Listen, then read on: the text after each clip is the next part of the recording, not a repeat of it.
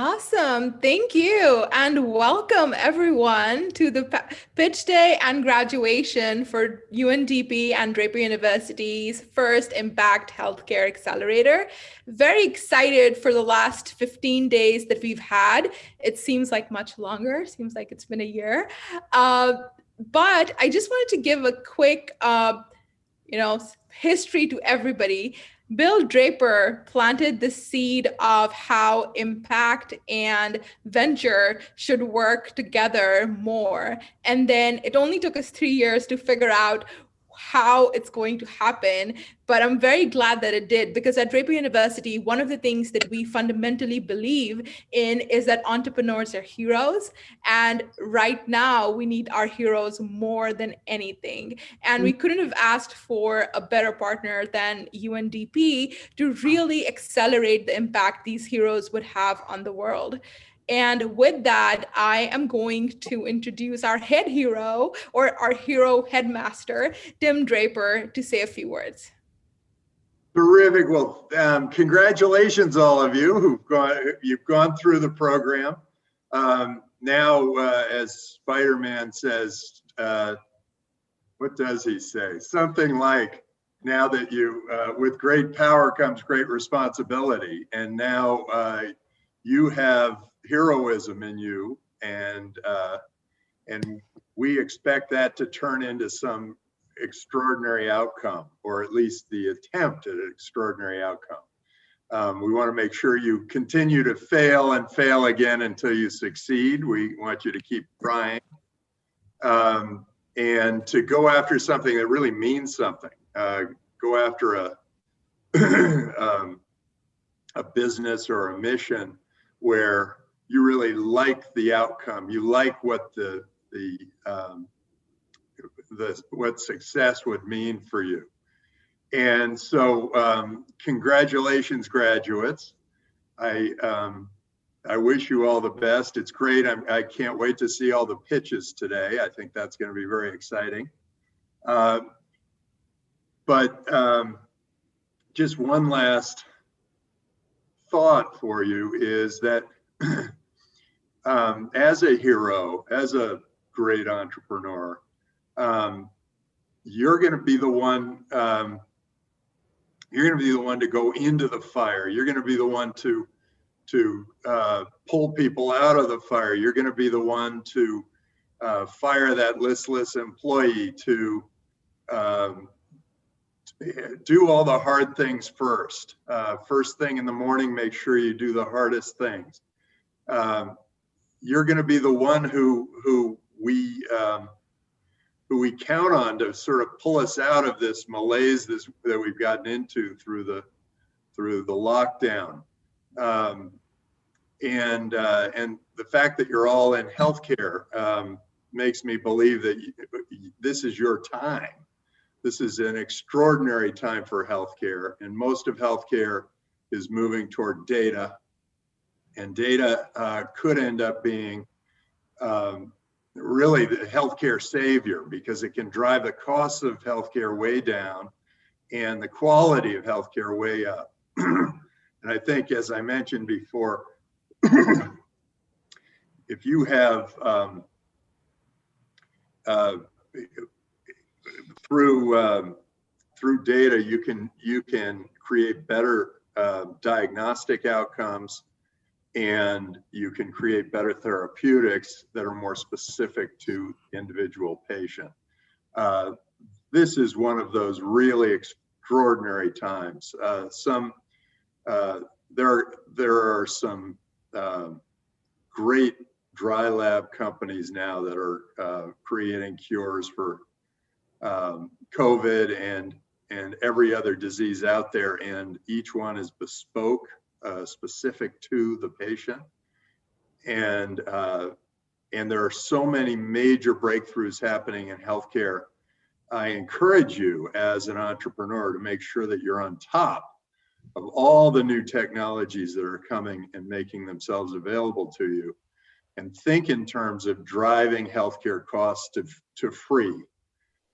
This is your time, and with that, I will leave you to the next speaker, except that, and the next speaker, I think, is Dad. Is Dad next, or Andy, are you next? No, it's not Bill. I'll introduce the next speaker. Okay, great. So I'm gonna finish with the pledge. And I don't know if any of you have learned this because you've only had 2 weeks, but make it a part of your life. And I hope I get it right. So you put your hand on your heart. Everybody put your hand on your heart and say, I will promote freedom at all costs. Go ahead. I will promote I will freedom promote at freedom all at all costs. costs. I will do everything in my power to drive, build, and pursue progress and change. I will do I will everything do in my everything in power. my power to drive, build, and pursue change. Progress and change. Good. My brand, my network, and my reputation are paramount. My brand, my reputation are are paramount. I will set positive examples for others to emulate. I will set positive examples for others to emulate. I will instill good habits in myself. I will take care of myself. I will instill good habits take care of myself. I will fail and fail again until I succeed. I'll fail and fail again until I succeed. I will explore the world with gusto and enthusiasm. I will explore the world with gusto and enthusiasm. I will pursue fairness, openness, health, and fun with all that I encounter. Mostly fun. I will pursue fairness, openness, health, and fun. Mostly fun. I will keep my word. I will keep my word. Wait, I will keep my word. I heard. I will keep my word. I will keep my word. I will make short-term sacrifices for long-term success. I will make short-term sacrifices for long-term success. I will Try my best. try my best to make reparations for my digressions. There was I will one. try my best to make reparations for my digressions. Yeah, sorry about the digression. Okay, so now you are heroes. Go out there and do something great. We're so excited to have you. You know, if you're feeling sort of listless because of this weird lockdown thing, get up and dance in the morning and have a great day. And I can't wait to see these pitches. So thank you for being a part of Draper University. We are so thrilled to be working with UNDP. As you all know now, Dad worked for UNDP for 7 years, I believe, as the UNDP administrator. He took me on a couple of his UNDP missions. I love what you guys do. I think it's fantastic. And I hope that we continue this relationship. We're going to have a number of, I mean, ideally, we're going to get a man and a woman from every country, from around the world, into Draper University every year. Ideally, we're going to build an ecosystem in each of those countries that drives entrepreneurship.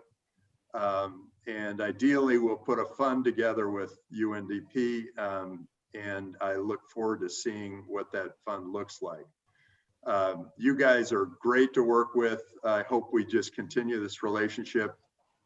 We think that we're going to make a big little dent in the universe because of this. So thank you. And one other thing, the UN's more important than ever right now. And that is because of all this ridiculous nationalism that is putting up borders and bringing us back to tribalism. We need to go back to being global and globalism. And the UN, you guys are making that happen. So thank you for that. We're all better off if we can trade across borders. With that, thank you. Congratulations, graduates. When we do this in person, it's a lot more fun because we jump on trampolines and go up, up and away, and then you go off and you become a superhero. But in any case, put your cape on, put your well, put this mask on, and go out there and do something great. So thank you, and Azra, take it from here. Thank you, Tim. I would love to invite Marcos Nato, who is the head of UNDP Financial Sector Hub.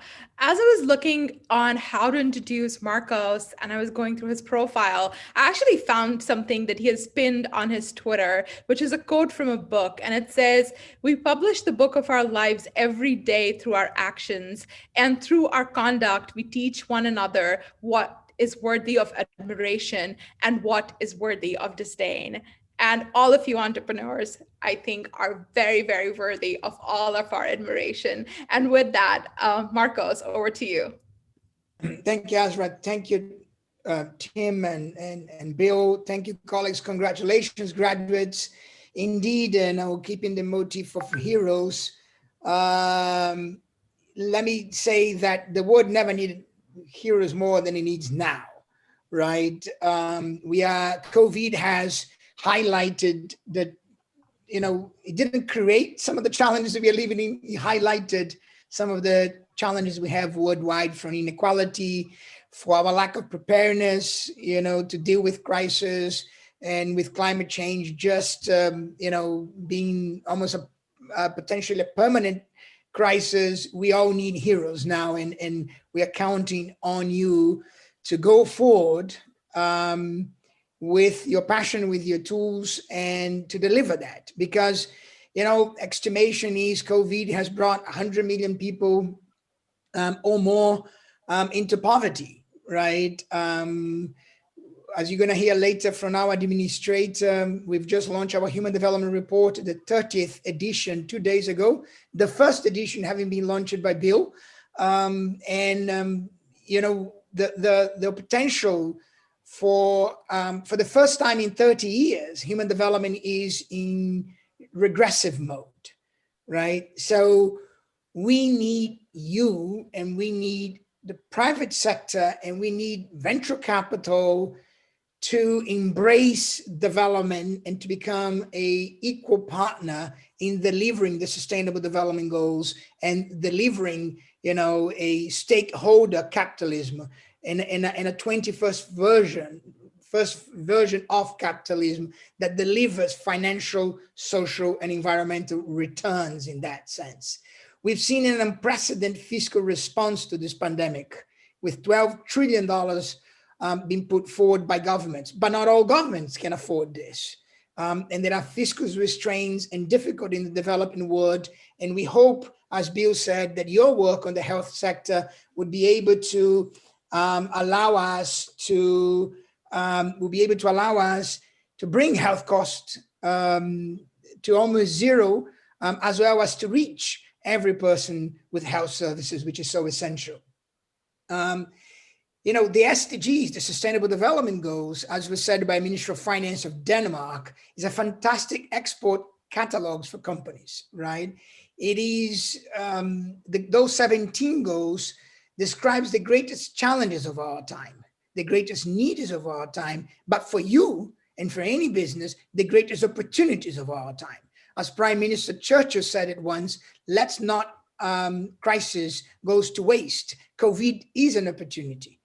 The SDGs are an opportunity, and it's upon you to thrive in this opportunity and to make sure that your impact is not only an impact that is measured on your bottom line, but is impact that is measured on society and within the means of the environment that we're living in that sense.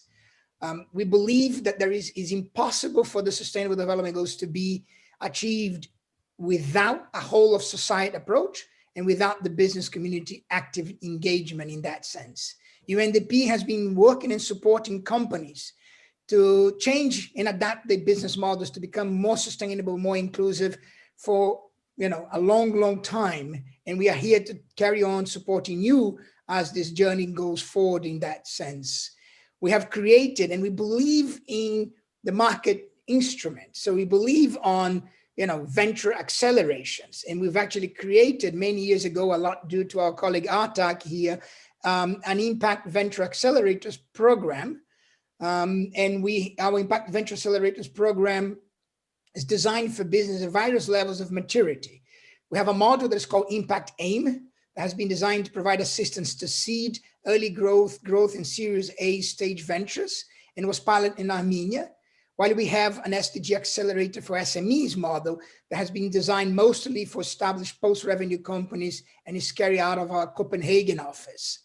Currently, UNDP Impact Accelerators are also ongoing in the Philippines, Indonesia, Turkey, Vietnam, Singapore, Moldova, Serbia, Bosnia-Herzegovina, and more are coming in India, Thailand, and the Middle East. UNDP has a dedicated global event, the SDG Social Summit in Geneva, which should have happened this year, but hopefully it's going to be back in 2021, where we bring ventures that go through our Impact Accelerator to this event to pitch to European investors. Hope some of you can be there as well when we next meet in that sense. Through our Venture Accelerator programs, we work with over 160 enterprises from 20 countries, not counting the current cohort of 45 ventures from 27 countries. Impact Ventures accelerated by the UNDP have already been instrumental in providing an effective solution to the COVID-19 crisis through the digital platforms, healthcare products, and service supporting public authorities, infrastructures, and SME. Hence, the concept of a global project specifically focused on COVID-19 challenges has been proposed. UNDP accelerators are implemented through partnerships. Now, we know what it means to do development. We don't necessarily know, how to run a business. So that's why we have always partnered in all of those Impact Venture Accelerators, and that's why we are partnering now with Draper University. So everybody does the comparative advantage in that sense. Our partners are specialized in running business acceleration program. UNDP, as I said, undertakes the overall project management, as well as the SDG impact related aspects of the acceleration program. For the global program, we've been looking for partners with adequate background, network, and specific expertise, like Draper's University, which has strong track record accelerating successful ventures with a robust network of partners and investors. This is very important as we take the Impact Venture Accelerator scope to global level and pursue cross-border expansion of ventures, transfer and replication of the impact technology. For us, UNDP, we have developed a toolkit of impact measurement and management and an SDG alignment specifically for those venture accelerators program that we are running. It is on the strength of the existing impact measurement and management frameworks that we've developed within our business call to action program and our impact lab, as well as aligning this work with our UNDP SDG impact standards for private equity, bonds, and enterprises that we are hopefully contributing for you to see your business model in a way that delivers the profitability, the financial return, but the social and economic return at the same time. One of the components of the global COVID-19 response and recovery program that you've been through will be a dedicated facility to issue involvement and participation of regional and country-based programs to maintain connections with local stakeholders' ecosystems. The Global Accelerator Program will support regional and local arrangements through catalyzing and supporting Impact Venture Accelerator. We also know that you, as you move on as heroes, will need capital. Hence our attempted to work with Draper, and as Tim mentioned, to set up some sort of fund that can help provide the necessary capital on top of the process that you've gone through in terms of business as well as the sustainable development goals. At this time, I call all of you to join us going forward, making sure that your journey is one that can deliver to the world the type of business models and the type of returns that can allow us to increase human development, to end poverty, to live within the planetary boundaries that are necessary, and to manage the crisis that we are having now and in the future. Congratulations again. You know, I'm delighted to be a partner with Draper University and Bill Draper and Tim, and we look forward to more to come in the future. Thank you very much, Artha. Over to you now. Thank you. Awesome. Achim has joined us. Achim is the Senior Administrator for UNDP, and he has a big Wikipedia page, so I don't want to just read off it. So my interpretation of his profile is that he is as diverse as the group here, and he cares for all the same things: the environment, the world, doing good, but also building sustainable businesses like we all do. He's worked with UNDP with different environmental issues for a long period of time. He is Brazilian, German heritage, and furthering his global impact, he also has lived and studied in London and has worked across the world. So Achim, thank you so much for being here. And I give the stage, this virtual stage, over to you for a few minutes to say a few words for us. Thank you. Thank you very much, Azra. Dear colleagues, friends, ladies and gentlemen, and in particular, Bill, what an honor and a pleasure to be on this call with you.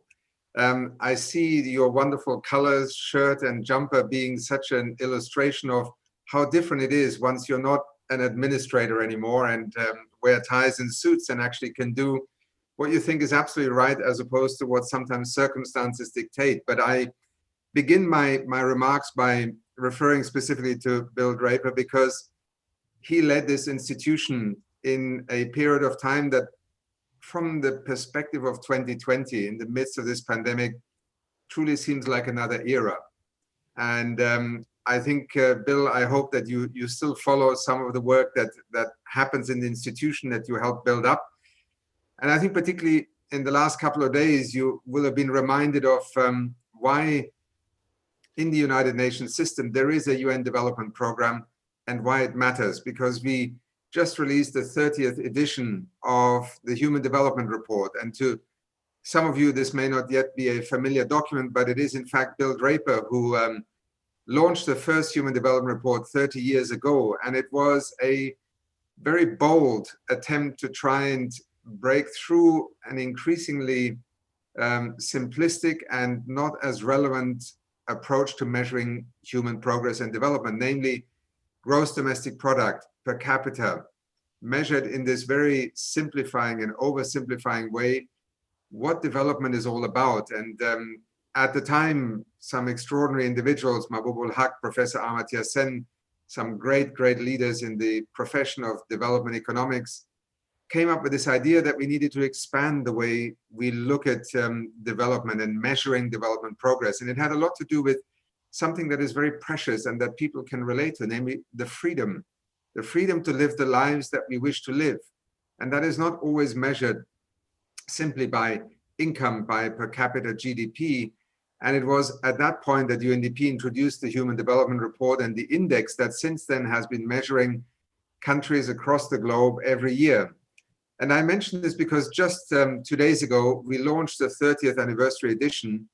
And I think in some ways, Bill and colleagues, we have taken a bold step towards another challenge that was increasingly beginning to make a human development index seem either irrelevant or marginal to what was really happening. I will speak today, particularly to you as ventures and as investors also, about the future of development. And clearly in the way we look at the future of development, it is not simply something that you can define only through the lens of a human existence. In fact, what this year's Human Development Report does, it draws out a new frontier. It's called the next frontier, human development, and the Anthropocene, the age of humans. And to those of you who may not yet be familiar with this term, it is a debate in the scientific community that we are moving from the Holocene, this geological epoch, of thousands of years into the Anthropocene, where for the first time in the history of at least humanity on this planet, humans are beginning to shape the planet, and in ways that would have been unthinkable just 50, 100, and certainly 1,000 years ago. And it is the ability to connect that aspiration of human development, of progress, to the planetary reality that will increasingly define the future of development. Human development, progress, is a very aspirational idea, but it is also a very practical set of realities. And here we are in the year 2020 in this deep disruption where a micro virus has essentially brought the world to a standstill. It is a reminder of how quickly we can lose control over what we consider in the middle of a 21st century narrative about development, with all the science and technology, that we basically can control everything that happens. And we have just been brutally reminded that that is not the case, even though we exercise so much power and influence over what is happening on this planet. The Human Development Index, for the first time this year, is going to show a reversal in the numbers that it is putting forward. This is how deep this crisis has already cut into that notion of progress and human development. Now, we have come together today because we believe in UNDP as much as Bill and all of you who are either as entrepreneurs or as investors looking at what happens next, at the centrality of both the ability of business, but of entrepreneurship to play a crucial role. Not going back to where we were before, building forward better, building back better. I mean, there are many metaphors we can use, but what is quite clear to me, and I think to everybody on this call here today, is that the role of business, of investment, of capital, but also of entrepreneurship, of innovation, not just technology-led, but in many other respects also, will be central to whether we can come out of this crisis being on a pathway that will take us forward rather than back to where we were. I don't need to spend time to dwell on why going back to where we were really isn't a very promising option. We already had a distressed set of realities before COVID hit us. Politics was stepping out into the streets. People were protesting the notion of fairness, xenophobia. Many of the drivers of disquietness in our societies was evident. COVID-19 has highlighted that even more.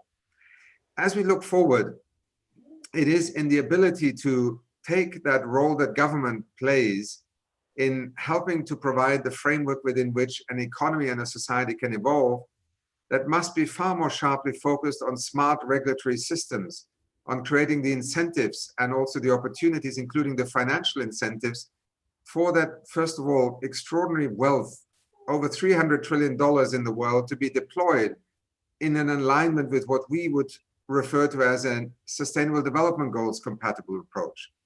You may believe or not believe in 17 Sustainable Development Goals as a formula, but what they really were at their initial point, they were a risk map of where the world of the 21st century would either go into ever more risky territory with ever greater vulnerabilities, or by addressing these risks, i.e. through these 17 Sustainable Development Goals, we would be able to not only reduce risks, but in fact, transform our economies, make them more resilient, tackle issues such as inequality and sustainability as central drivers of future of development pathways. Now, into that, we have just seen during COVID-19 the extraordinary power of business, technology, digitalization, just to mention one, to play a phenomenally central role. In fact, digitalization, I think, has been fast forwarded by COVID-19, probably by 5 to 7 years, I would argue, in its deployment, in its centrality in addressing also issues such as inequality. Over 1 billion children not being able to go to school, many of them, 4 out of 5 in poorer countries, not having the option of a hybrid teaching arrangement because they have no access to the internet. We could change that literally in a few years. We could connect the world to that fiber optic and internet access in order to not only deal with perhaps extreme situations like the pandemic, but in fact to allow education, to allow technology to help us literally leapfrog a generation in addressing inequalities that are so deep and structural today. COVID-19 also taught us that particularly, and this has brought us together around the theme of health and technology and investment, how crucial this could be. I'm just reminded of our collaboration in Bangladesh, where a telemedicine platform was set up in a matter of weeks. Then 3,000 medical professionals were trained, and literally within a few weeks, 300,000 Bangladeshi citizens had access to telemedicine advice that otherwise would have simply not been able to access an already overstretched health system. So many of the applications that we have seen also emerge in Africa from young entrepreneurs, technology geniuses with a social calling, if I may put it in that way, clearly have pointed us to the extraordinary potential that is here. We have opened up a new era of being able to leverage technology, entrepreneurship, not as just the startup end of the equation, but really beginning to influence where the mainstream of policy, economy, and society will lead us. And UNDP is today, and Bill, I think you would recognize that also, far more conscious of the centrality that business and entrepreneurship and that investment world can play in addressing the public policy and global public goods objectives that we hold. SDG impact investment, we had it briefly referred to by Marcos just now, is another attempt to bring UNDP's ability to work in 170 countries on the ground and connect to that currently very difficult interface between where capital is likely to go. And it does not easily go into smaller developing, poorer developing countries. There is a highway of international capital investment that leaves literally billions of people outside of its purview. We can change that. We can change it through working with governments, but we need to work with business, with entrepreneurs. And above all, we need to leverage financing. No government, no public budget at this moment in time can deliver the kind of build forward better pathways, investments, and transformations without tapping private sector capital, making financial markets part of investing in that better future. And that is why I so warmly welcome this health bootcamp, and also the ability to work with the Draper network that brings such a fantastic track record in finding, in investing, and in scaling up impactful ventures. We have been learning from you, learning through the work of others, and we believe that together we can actually change the equation. Too much of what happens in our world today simply assumes that it cannot be changed. And I think if anything, our Human Development Report launched this week was a reminder that we have choices to make, sometimes under extremely distressful conditions, such as this year. But choices matter. And choices are not only taken by governments, they are taken by societies, they are taken by entrepreneurs, by investors. We need to align these capacities if we are going to make the kinds of changes and to deliver on a different trajectory forward. That is the commitment of UNDP to this partnership. It is where we focus today our work as a 21st century development cooperation organization, where aid is not really the transactional means. It is the connection of ideas, of lessons learned, of best practices with this extraordinary network that we have across the world, where we are privileged to learn at any minute of the day from countries, from entrepreneurs, from new policies. And we have reinforced that with a network of accelerator labs that now are engaged in 115 countries to reinforce our ability to understand what many of you are trying to do, how we can be of use, and how together we literally change the future of development. So once again, thank you so much, and thank you all for having joined this collaborative. Back to you, Azra. Thank you, Achim. I am actually going to hand over this virtual mic to Kanni, who is the UN Assistant Secretary General and Director of the Regional Bureau for Asia and the Pacific. And she is going to lead a chat between Achim, Bill, and Audrey. So over to you, Kanni. Thank you, Azra, and to all the heroes, one and all. Such a pleasure to be with you today and to moderate this chat, where we look at how these two worlds converge, the world of development and the world of venture capital, and hopefully together pushing towards that better, healthier world that we all want to see, not just for tomorrow, but also for today. So it's a real fierce forward momentum that we all want to see with all hands on deck. So really a thrill to see that you are part of that fierce momentum heading with us. So Achim has already been introduced to you. So let me quickly introduce Bill. Bill Draper is a legend in the world of venture capital, but he's also a legend in the UNDP world. And in fact, Bill was leading the organization when I started my career at UNDP. And I remember that first meeting with Bill, and I was thinking, my goodness, who put a venture capitalist at the head of UNDP? And he did amazing things, taking this UN organization to absolutely new heights, because he brought that sense of being an explorer and an adventurer with an indomitable spirit to say we can get it done.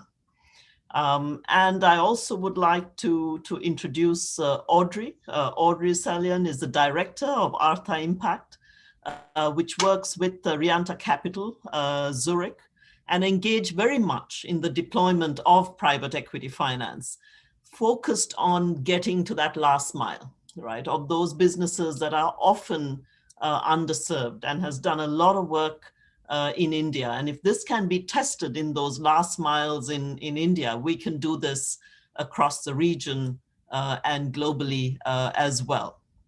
So I'll be putting a few questions to Achim, Bill, and Audrey in the conversation that we would like to have now.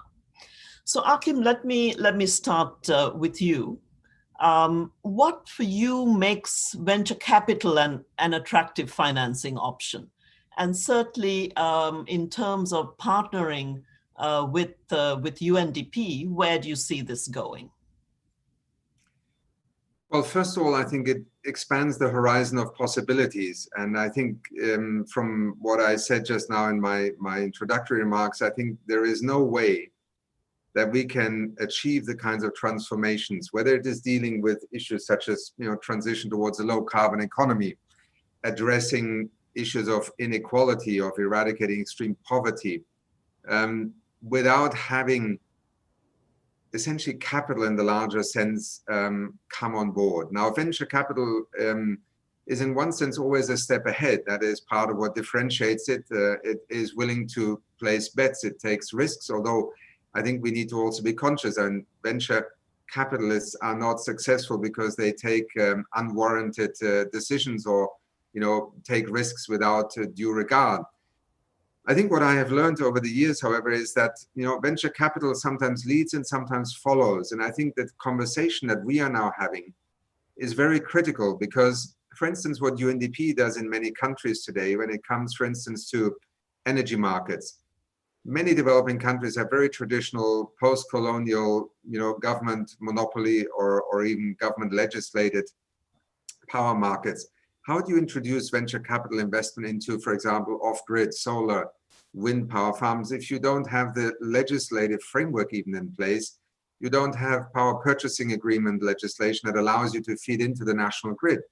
Africa has lost probably 10 to 15 years in part because of that inertia in the legislative framework, while also dealing obviously with the cost per kilowatt hour challenge of the early generation renewables. But it is actually interesting because countries on the continent that changed their legislation earlier very quickly attracted venture capital. I mean, a country like Kenya, where I spent 10 years of my life, is one of the leaders in renewable energy, geothermal, now building the largest wind power farm on the African continent, because they changed their policy. They changed the incentives down to actually having village-based solar powered panels being tariff exempt from import taxes.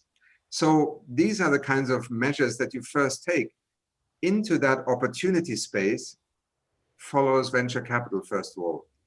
But the harsh truth is that we need venture capital that also has a degree of, let's say, commitment to also creating that ecosystem for investment. Because the harsh truth is in the midst of this crisis right now, if you are the United States, you can raise a bond on the financial markets for less than 0.12%, I think it is, of interest rates for 1 year. If you're Kenya, you're going to pay at least 7.5 to 8%. That is the difference of being a poor country trying to access private finance and capital. And so building that ecosystem, first of all, in terms of policy, secondly, working with venture capital as a pioneer group of investors that can also mobilize domestic capital. We often think that capital can only come from outside. Even the poorest developing country economies have domestic capital. Where does it go? Outside. It invests somewhere in, New York and London, Hong Kong, or wherever. And these are capital resources that, if provided with the right incentives, can invest precisely in the ventures that are now driving innovation, opportunity, and often at a scale and in a way that is much more likely to succeed, given that they are growing out of the reality of that country. So to me, it's a no-brainer. And I have to say, the large financial institutions have been disappointing in the last decade. There has been an increasing, rhetoric, but there is an extraordinary inertia within the financial markets, and it has held us back. And I think it is particularly in venture capital, in impact investment as, icebreakers, so to speak, on the frontier of a much larger scale of private capital mobilization. So that's a couple of reflections on that. Thank you, Achim. And Bill, if I throw that perspective to you, and sitting where you do, coming from that venture capital perspective, why would venture capital groups be interested in investing, in taking on this risk and investing in these types of impact-oriented ventures? And how do you think UNDP can work with you on that? Well, I'm not sure I can speak for the venture capital community because I'm truthfully not making any deals. I'm not really involved anymore in the venture world, except for a few private deals. But I am pleased to be on the program here with you all and to see your interest and dedication to making the world a better place. We have, while I was at UNDP, I had the feeling that I was impacting in some way the world and to make it stronger and more humane, more and the people and more successful. And the people that I was working with were marvelous. They, the only thing that was missing when I joined UNDP was the other half of the universe, which well, wait a minute, where are the women? And I started something called Women in Development with the sole goal of placing an equal number of resident representatives around the world of the more attractive sex. So that is one of the things I'm most proud of, because as I understand it today, there are as many women with the UNDP as men. And I am also, what I found was that the UNDP had a reputation, and I hope I didn't damage it too much, but it had a reputation of quality. And I tried to maintain that quality and keep all of the team motivated, motivated to do good things, but also to interact with each other. So I was pleased with what I later looked back on as a system for having people engage with each other, learn from each other, and grow the whole organization and grow in a personal way as well. So I'm really pleased to see you all being so interested and with it. I'm really proud to see Tim Draper involved here too, because I think he has done a really wonderful job in the world in many ways. And so I'm pleased to see that you are tapping him, and hope to get you, that you will get him more and more involved in the important work that you're all doing. I just, I'm just want to sit back here and enjoy this program and enjoy each of you, because I think Achim and Kanni have, you know, given us a really good perspective on where we are and where we're going. So God bless you, and good luck to all of you. Thank you so much, Bill. And you know, it took us 30 years since you actually put the worlds of venture capital and development together. It's taken us 30 years to bring it back here. But now, as Achim said, in 30 days, we will make sure that this a lot of those seeds planted will grow much faster, and will be nurtured with all these amazing young people who are starting up their own ventures very, very soon. Good. So, Audrey, let me turn to you and ask you how you see in the work you've done, and you've seen philanthropy and development entity together with venture capitalists. Do you see in that synergies?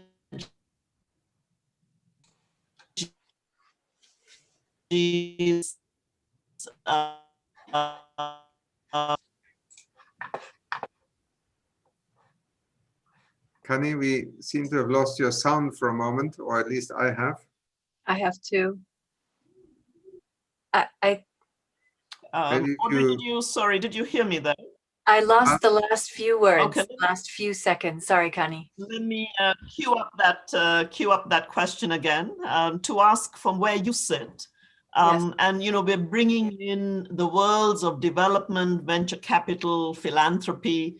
Do you see these interests as coming together that can be mutually complementary? Do you see contradictions? When does it work and when does it fall apart?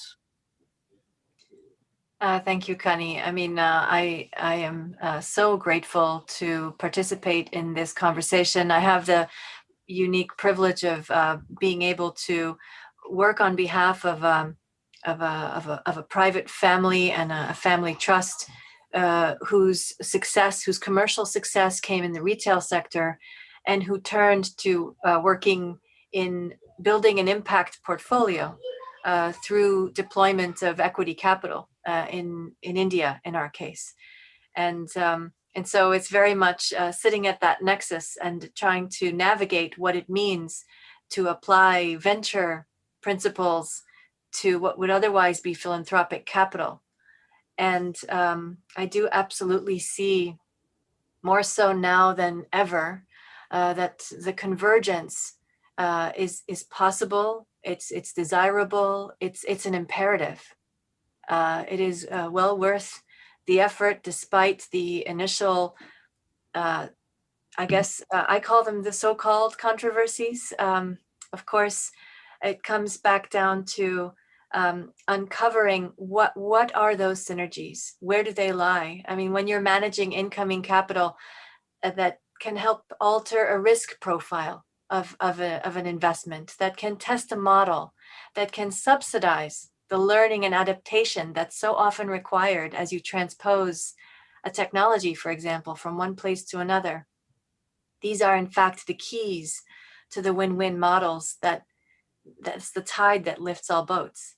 So I think we're at such an interesting juncture. And of course, commercial VCs and accelerators are looking for the best performers and those with the highest potential and, the hockey stick growth. And naturally, this might not always be compliant with the UNDP's approach of, leave no one behind. But I think it might help to look at intrinsic motivations as a starting point. A development agency is going to want to prioritize supporting and scaling solutions that will have systemic effects and create multipliers and reach an optimal number of beneficiaries, of course. A VC or a private equity firm, on the other hand, might be willing to support ventures with the potential to, for example, leverage technology and reach a maximum number of customers in the shortest time possible. This can be quite resonant as well with achieving the greatest good for the greatest number. Those are not necessarily opposing energies. And as development players start to influence the narrative more, I think we're seeing more evidence of the convergence. And of course, VCs expanding their activities and private equity as well. I think IMPIA, the Emerging Market Private Equity Association, run by our friend Pat Deneen, I think they've reported that the amount of capital is more than doubled in like 5 years coming into 2019.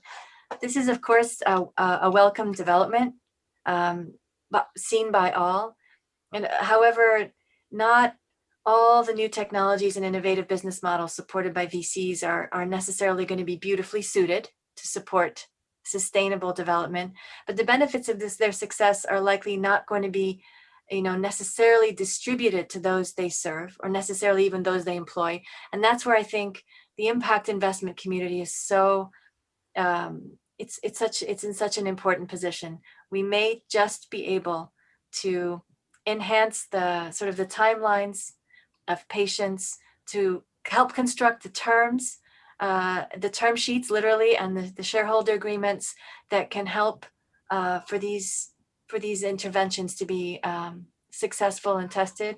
And really on some level, I think we're heading towards a world where working alone and, just saying that that's how it's done just because that's how it's always been done in VC and PE, I think it's changing. I think collaboration is key. I think working alone should be absolutely taboo if you're going to even utter the letters SDG. And on some level, it just comes down to good old human intention, to do good, to do right by one's community and planet. Thank you for that, Audrey. I think, if we look at it, and I think that's Bill's message to us also, at the end of the day, it comes down to such fundamentals and a common sense of purpose. So I'm going to throw this back to Achim and say, taking it from the glass is full perspective, and if we're seeing more venture capital becoming more socially and environmentally friendly, so to speak, and development getting more adventurous and entrepreneurial. How do you see, Achim, do you see this as a flash in the pan, a COVID moment, or do you really think this type of coming together is there to stay if we're looking at it over the longer term? Well, I was very struck by, Audrey, how you framed it just now. I mean, you can rationalize a lot of things, and yet if you are like standing in the middle of the ocean and there is a wave coming, I mean, there's not much point in pretending. But I think the first thing that I think is striking and that has changed in recent years is first of all, and people never deliberately wanted their money to, do something bad. They wanted to earn a return, and they were told that this is what it takes. The old logic, development means you first develop, then you clean up later, and then you deal with social safety systems, and you deal with inequality. Well, here we are in our 21st century society, and there are just too many people who don't buy that anymore, first of all. And secondly, I think there is also a far greater awareness of the importance of how our money is put to work. And I think the departure point will always be whether it is a person who is putting their money into a savings account, whether it's a venture capitalist, an investor, or whether it's a large financial institution. The overwhelming majority, I think, of individuals would love to see their money earn a return and do good and not add to the problems. And that is what has really shifted in the financial world in recent years, which is why we see many of the large investment companies beginning to recognize, first of all, that there's a lot of what was initially referred to as impact investment capital. But in fact, it's outgrown almost that definition, because it's essentially more binary market that is emerging of people who want to see their money being put to work, and they don't want it to be, driving more emissions, more inequality, more child labor. The issues may differ. And I think that is a very critical part of why we have seen, the doubling of venture capital in emerging markets, why we see mainstream financial institutions, whether it is Allianz Insurance, which is an insurance company, but actually is a major capital markets player, whether we see BlackRock and others, I think beginning to, for instance, take climate change into account. And here is the second driver, I think, where venture capital still remains a step ahead, but behind it is actually a rapidly shifting financial system, which is that actually the risk to investments, whether you want to call it stranded assets or the legislative impact of a country suddenly saying no more coal-fired power stations. And a massive economy such as Germany is going to invest 32 billion euros to actually get itself out of coal over the next, I think 12, 14 years. In many minds still too long, but it's just an illustration. The UK, the UK essentially, I think, has ceased producing any electricity with coal as of this year. Imagine where the UK was just 20 years ago. So the convergence of a public policy imperative, low carbon, with essentially a very hard-nosed financial markets perspective saying where are the risks growing and where are they diminishing? Now, on the energy sector, it's no brains. And if you stick heavily to fossil fuels, your risk profile is growing exponentially, whether through legislative and regulatory measures or public opinion, including how that translates into financial markets, valuation of companies, or whether you are investing in essentially a renewable energy economy that is growing in leaps and bounds, is becoming more competitive by the day in terms of cost per kilowatt hour, is creating jobs. And suddenly, in the midst of this COVID-19, in all its tragedy, I think it's been an extraordinarily clarifying moment. And capital is trying to understand it just as each individual citizen is trying to understand it. And politicians, leaders, parliaments are equally struggling, because we have to make choices now. And they are sometimes very tough choices. Do you save a national airline, or do you use that same amount of money to keep 1 million people in the informal sector alive with their business, or small scale, medium scale enterprises?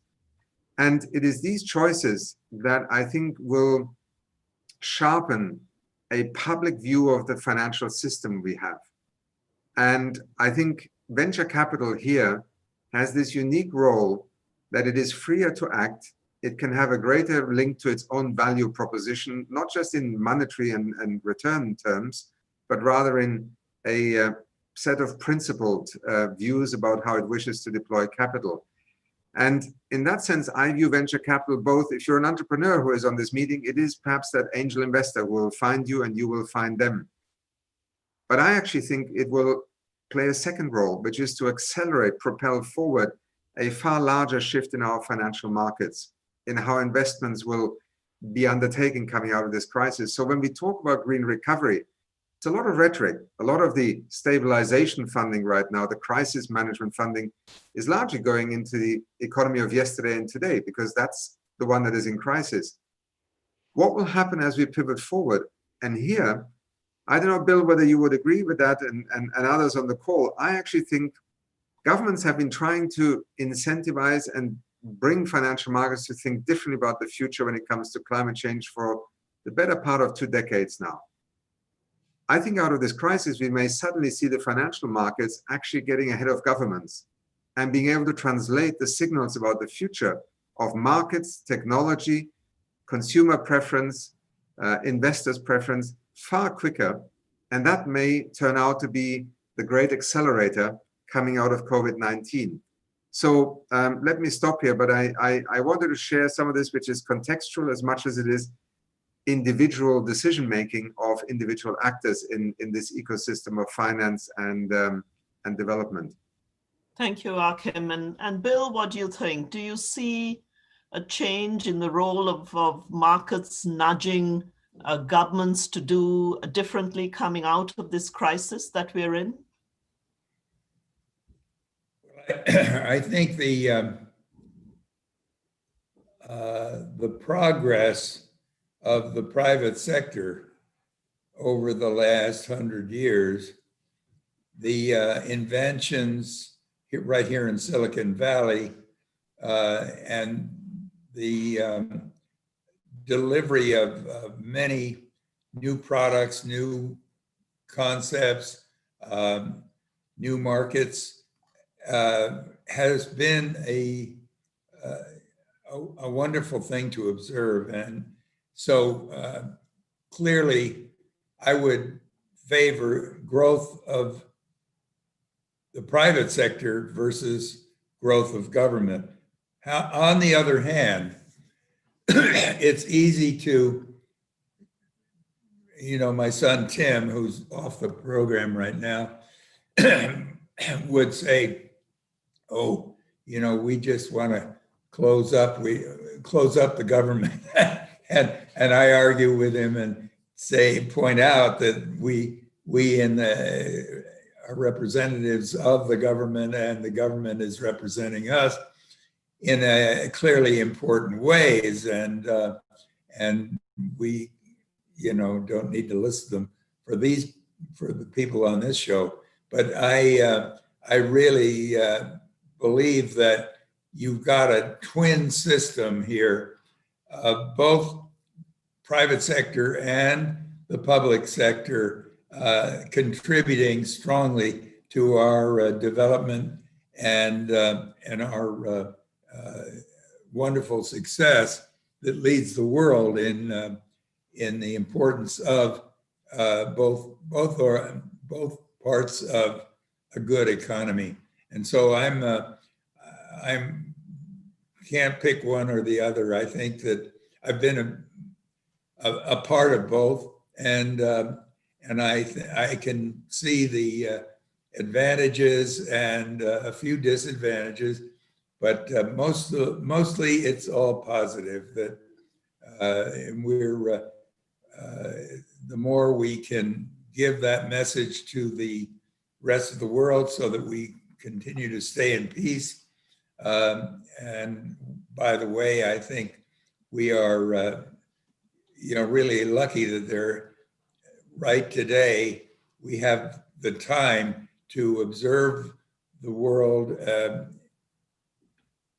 in a peaceful state, by and large, I would say, not totally, but we have a good opportunity to broadcast to the world some of the issues and some of the value system that we all share, and try to get the rest of the world all on the same positive course. Thank you, Bill. And I'm seeing also in the chat, Tim also saying that, at the end of the day, whether it's government or private sector, if you've got this shared positive mission, then that's worth backing. And whether that's coming from public sector or private sector. So Tim, I would say you've got to listen to your dad here, and take both in behind positive mission. But Audrey, let me come to you. And actually, I do listen to my father. Well done. But it's always a matter of degree. Absolutely. I look and I say, well, wait, if I can't get a business started from scratch because the regulatory system is too heavy, I realize that the government is getting too overbearing. And those are the things that send me up the wall. And I let it all out on my father, as we all do. And that's why you're partnering with UNDP, because we facilitate like, the government you used to work for the government. Yes. Anyway, let me get back to Audrey here and ask Audrey, if you had to make some tough choices now and say, where would you put your money in looking forward at some big winners? Achim has spoken to some of them that keep us up at night. So we want money chasing the SDGs. We don't want the SDGs chasing money. How do we get that? Where would you put your money if I asked you about those tough choices? Tough one, Kanni. I think we're today at this really critical juncture, which COVID has accelerated in some ways around redefining the social contract.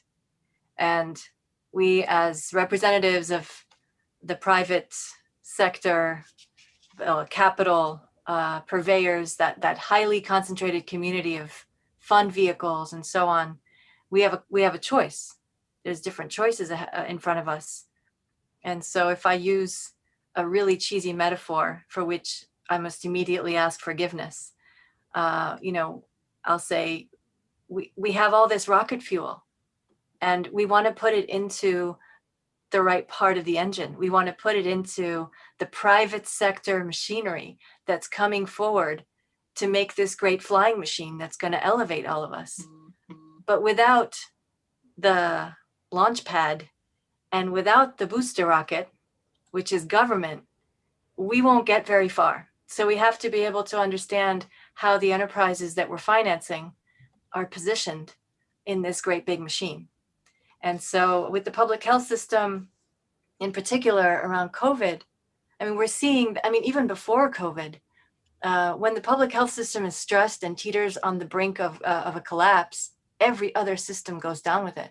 And the burden of disease and extrapolated data and figures in certain countries showed that there were already chronic illnesses that were big enough in the next 10, 20 years to bankrupt certain governments. This is before. So now that we're in the after, just looking at the solutions in front of us, I think, our particular interest is looking at effective distribution models, effective diagnostic models, effective application of technologies, management information systems. Here in the crowd, we have, I'm totally biased. We have a few groups like Shelley from SaverMob. We're already investors in them. Garin and Avid from Silex, we've already, learned about their models. These are where it's at in terms of from our perspective. It just comes back to how we as a community, a highly concentrated community of investors, no matter what flavor of investment we're selling, how we actually handle the mechanics of finding this deal flow, of getting the right analytic guidance and reference points, effectuating the diligence, structuring for success, and not in an extractive way, doing it in a way, and I'm actually working with a group called Baraka Impact focused on something like this. There are many like this.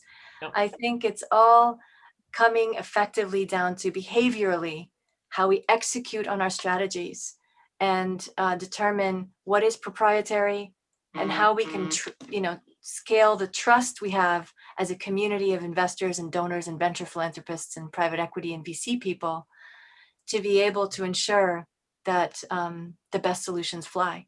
So we're into sharing. Obviously, it's not indiscriminate. It's not prescriptive for others, but we're big believers in that approach. And I hope that helps clarify kind of our position. Indeed. No, thank you. And thank you so much. As we close, thank you, Bill, for your wisdom. And thank you, Achim. We're in your good hands as we move forward with these new partnerships and into a brave new world. And thank you, Audrey, very much. But most importantly, thank you to all the heroes, because we'll be looking to you to help be a big part of that very different, healthier, better future for so many more. So thank you all, and handing back to Azra. Thank you. Great. Thank you, Kanni. Thank you, Achim. Thank you, Bill, and thank you, Audrey. What a lively discussion. And we even got Tim involved in this, some fatherly advice. I love it. This is great. So without further ado, we're here for the heroes, as Kanni pointed out. So let's get ready. The first company we are presenting is